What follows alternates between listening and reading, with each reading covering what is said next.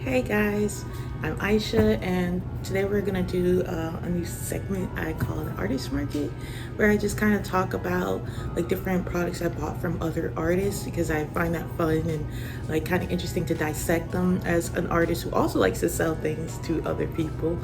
Um, so that's kind of what we're gonna like talk about, and I have something really amazing, really good, like indie comic that from an artist I'm very familiar with, which is Be Kind My Neighbor. Like this this is a gem. I knew this the Hugo Limbo is the author of this book, and I knew them from Smile for Me, which I played this game like a year or two back, and I really loved this game. It was a lot of fun to play.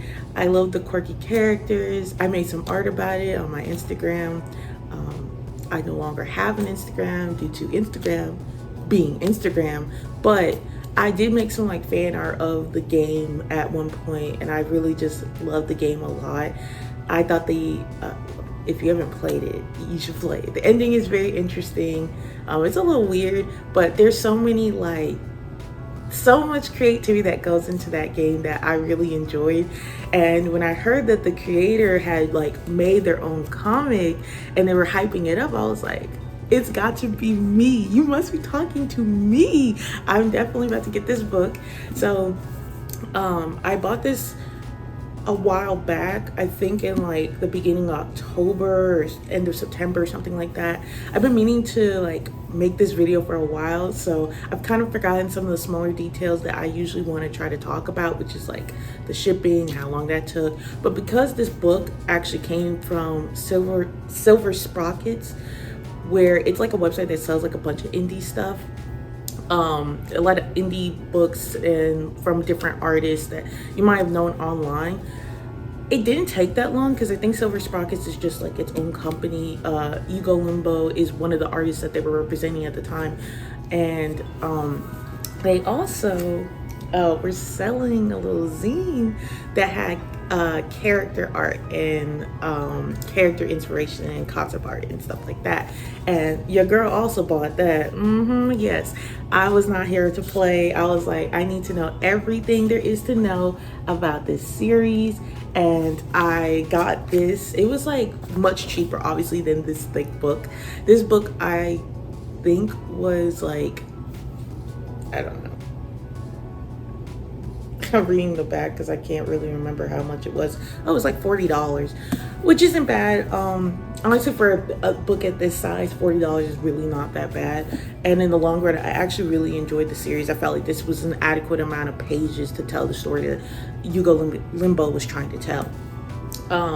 This was $12, obviously, because it's like a lot thinner, and it is really just concept art. There are some like extra little nuances, like little comic pages that they add into the concept art, which I really like. I also am been trying to hold this in.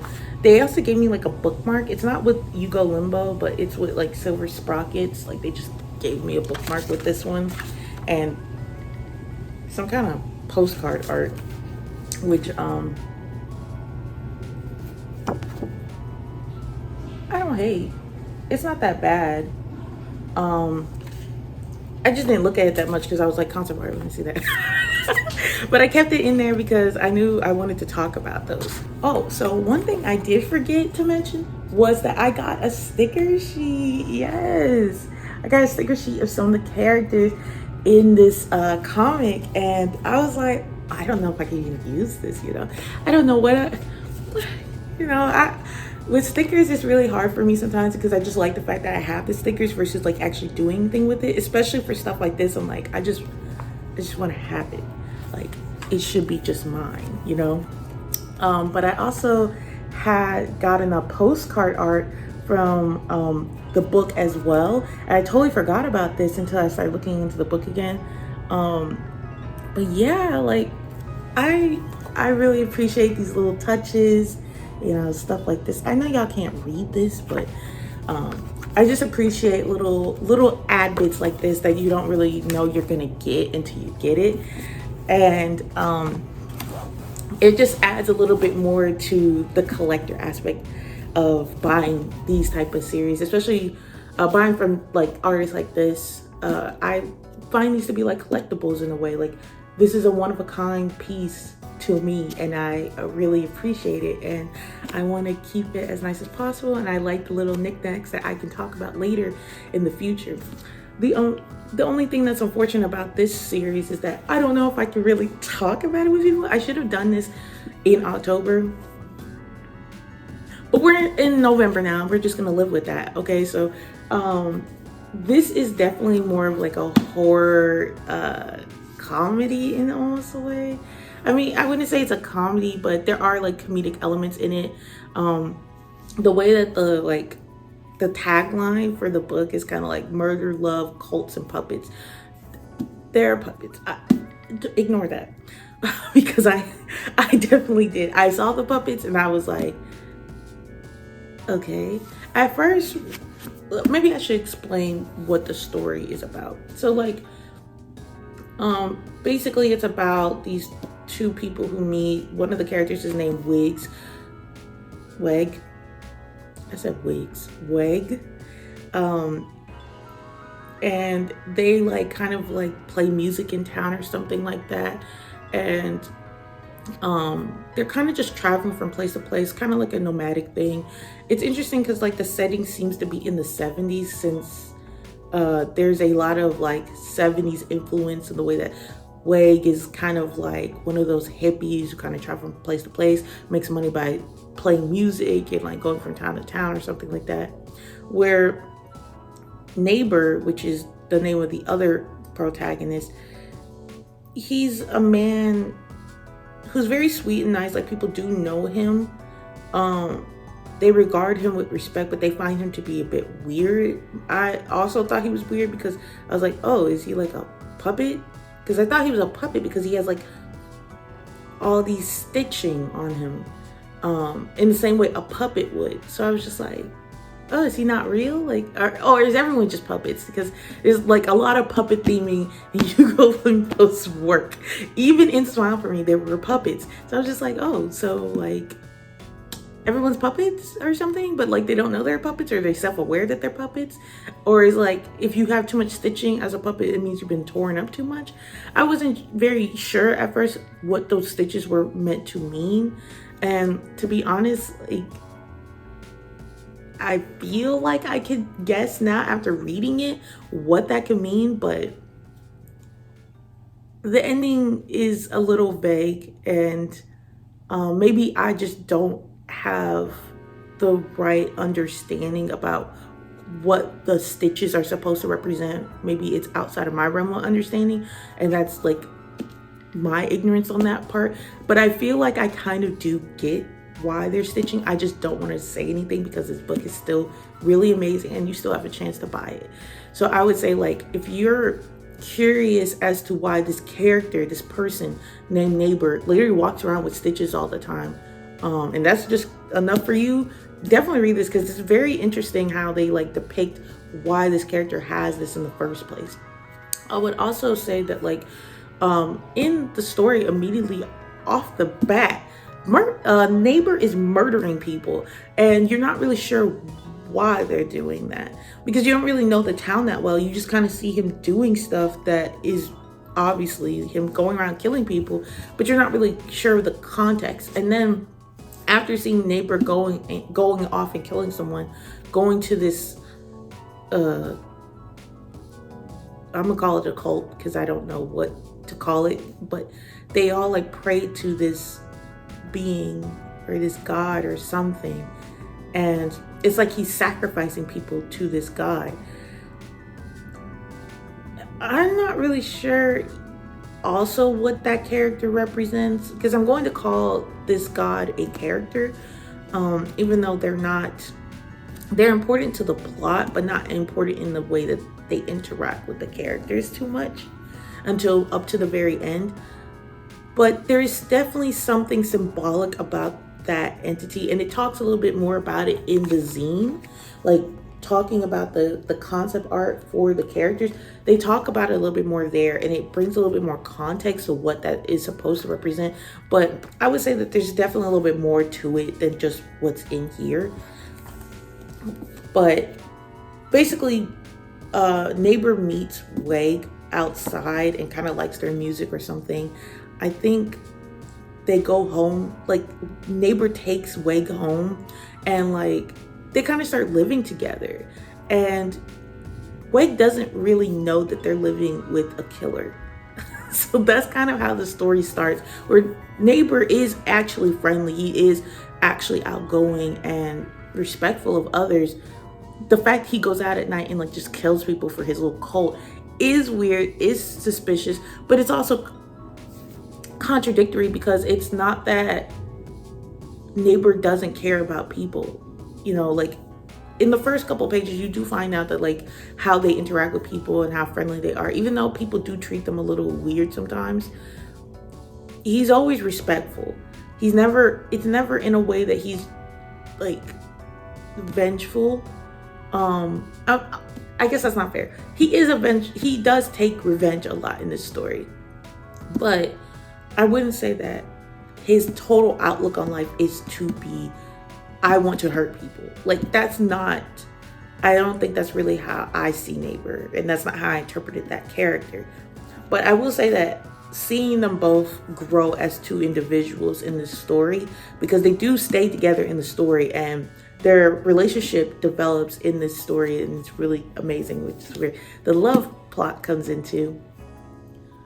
I find it fascinating how Hugo Limbo like actually wrote these characters and like how the story went down, because I honestly wasn't exactly sure how, because I already had suspicions like, so eventually Weg is going to find out that like Neighbor is a killer, right? Because how are they going to justify killing? I don't want to tell you, because that's what attracted me to the story. But the way that Hugo Limbo handled it, I thought was actually really good. I thought like it was very interesting. It kept my attention the whole way through.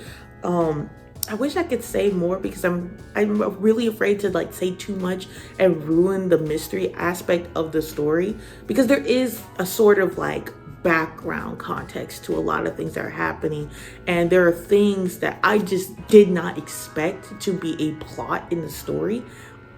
And then even the ending, I was just like, you brought me all the way here for this.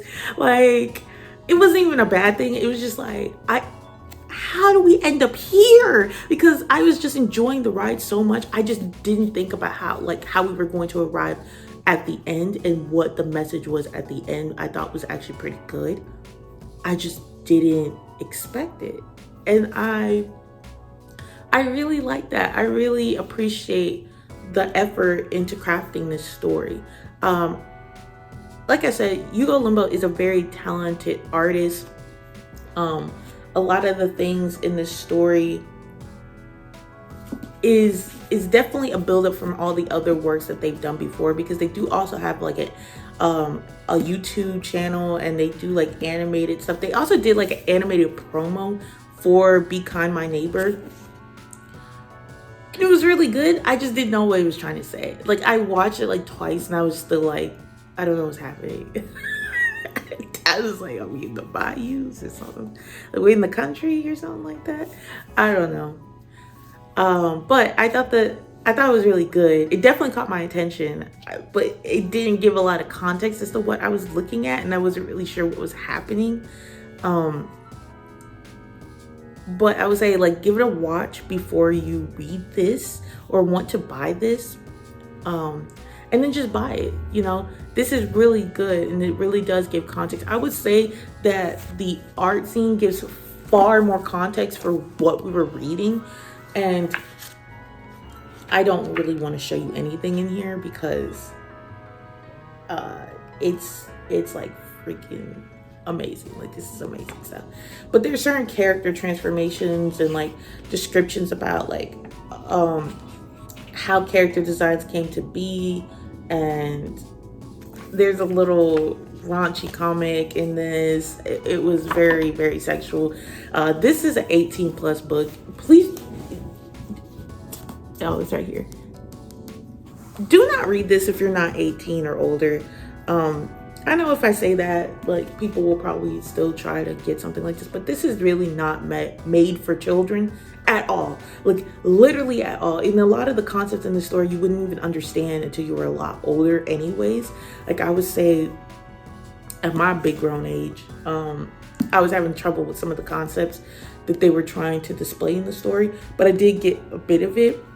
Like I said, there's some nuances that I feel like I'm missing, because one thing I noticed, I don't remember if it was like this book or the concept art zine, but there was a discussion that Hugo Limbo had about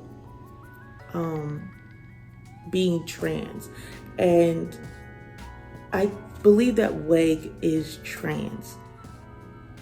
I'm not 100% sure about that. Or it could be Neighbor is also representational of being trans, especially with how the ending went and with something related to those stitchings. But I don't want to like put words in their mouth, and I don't want to pretend like I know a lot about that experience. But there's something definitely interesting about Weg and their bodily issue. I don't know how to say that, but it's not a bodily issue, but like there's something very strange about Weg's body, and that is a huge part of the story. And honestly, I don't want to say too much, but Weg's storyline, like their arc, their plot is definitely interesting. Could be representational about how like trans people may feel about themselves or the experience of someone who's trans, but I would say that it's definitely more on the side of Neighbor, who probably represents that a little bit more, or maybe that's just my very, very basic understanding of like how trans people get treated in certain situations, regardless of how nice they are.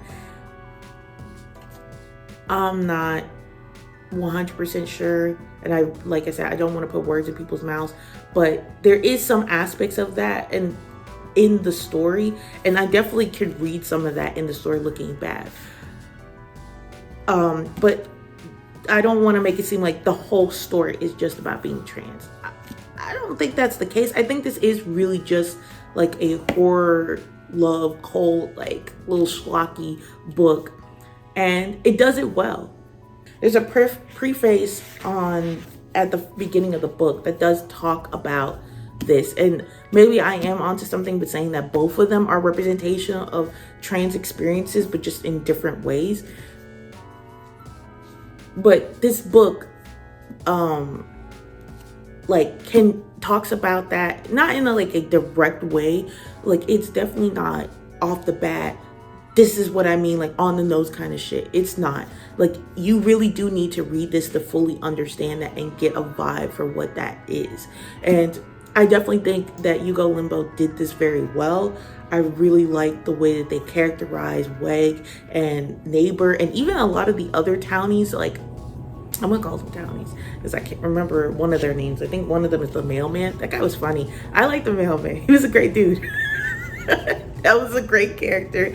There's concept art of the mailman and their like evolution as a character, like developing the character before making the comic. I love it. I can totally see how we got to point A to B, because there was like a whole transformation in this book for that character. And I was just like, what is happening, bro? What is happening? I love it. I love a lot of the other characters in the town. I thought they were interesting. I mean, granted, we didn't get as much attention to certain characters or really know that much about the town, because a lot of it is still focused on Weg and Neighbor. But I still enjoyed the town. I still thought that like the town was fleshed out enough for me to enjoy it and feel comfortable in that environment. And I could understand how someone like Weg and Neighbor could exist in that town without like really, you know, shaking them up or anything. It was very, very interesting, very good book. I've been like talking for almost 20 minutes now. The last few things I would like to say about this book and my conclusion on this book.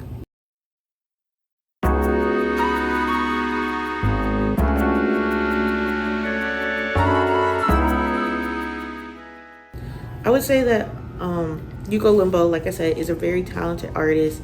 This book I feel like $40 isn't that bad for this type of book. I also feel like the shipping and the arrival, the quality of the book, all of these things are really good. I feel like even just the way that, like, I'm just gonna show you one page. There are like aspects of this book that I find very interesting. I like the layout. I like how it's got this grime to it. It's definitely the 70s in the way that it looks, because like the 70s has this like yellow grime to it a lot of times. I don't know what that is, but I also get that vibe, and it definitely emulates a lot of the psychedelics of that time as well. I feel like characterization really good. I feel like the world was built up well enough. It doesn't have to be super developed. It was good enough for what it is. I will also say that like the plot was really interesting. The mystery elements to it was actually pretty good. I think the ending was actually really sweet and endearing. Like, I really like it. It's definitely, I don't want to say too much. I don't want to say too much. But anyways, it's a good ending. I did really enjoy it. I love Weg and I love Neighbor, and I like their relationship a lot. I thought they were very cute together. It's very sexual. Like, let's not get that. This is why it's 18 plus. It is extremely, extremely sexual. Even in the zine, you can't buy this if you're not 18 or older, because there is literally a very explicit scene that is no. No. No. Do not buy this if you're not 18 or older, because you're gonna be in a shock. And it's not like terrible. It's just very sexual. Like, it's been a long time since I read anything like this. I usually, like, you know, as you get older, you read manga that gets a little bit more. Instead of the groping, we just go on full play. It's been a while since I read something that was this explicit, but I didn't hate it. I enjoyed all of it. It was a really good story. Like I said, definitely try reading this. I hope that I did a good job of trying to convince you of how much I at least enjoyed the story, that maybe you might enjoy the story. As I continue to make these type of like artist market videos, I'm going to try to create a more routine consistency, but right now let's just have some fun, you know, me laughing at myself to a camera and you just sitting there watching me laugh at myself, you know. Regardless, I hope that this was fun for you. It was fun for me. You could still buy this book, like Be Kind, My Neighbor, on Silver Sprockets. I think it's still on there as far as I know. It's a really good book. I mean, if you got $40 to spare, you want something fun to read for a couple nights, definitely this is it for you. And if you really, really like it, get yourself a zine. Now this, I don't know if the zines are still in stock. They were really cheap, so if people had bought the book, they probably bought these up too. But I would say, like, try. Try. Maybe you contact the creator if there's none left, and maybe they have something left. But that's all I have to say. I hope you had fun. I did. All right, bye.